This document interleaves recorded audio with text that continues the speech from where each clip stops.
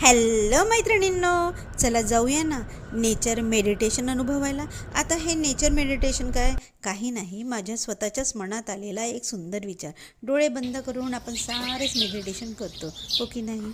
डोळे उघडे ठेवून नेचर मेडिटेशन कसं होतं हे माझ्या अनुभवातून ऐकाल का? ऐका तर. इकडून तिकडून उडणारे उले उले पक्षी, त्यांच्या कोमल नाजूक चिवचिवाटाने मेंदूतील आनंदाच्या लहरी झऱ्याप्रमाणे हळूवार वाहत हृदयाकडे हसत खेळत रक्तपुरवठा करतात आणि मनाला विसावा देतात. मन शांत होत समाधानानं उपकृत होतं. सतत निसर्गाच्या झोपाळ्यात असल्याचा आनंद मेंदूतील प्रत्येक चेतनेला प्रफुल्लित करत असताना 14व्या कुटुंबाचा विस्तार बघा.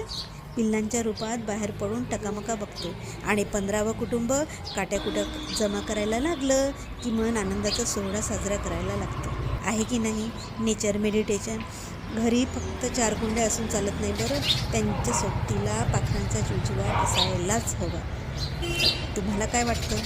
नेचर मेडिटेशन असतं की मी नुसतंच की उगाच बडबडते? नाही ना? मग नेचर मेडिटेशन आवडत असल्यास हिरव्या निसर्गाला नक्की जवळ करा. येते पुन्हा हिरवा निसर्ग घेऊन.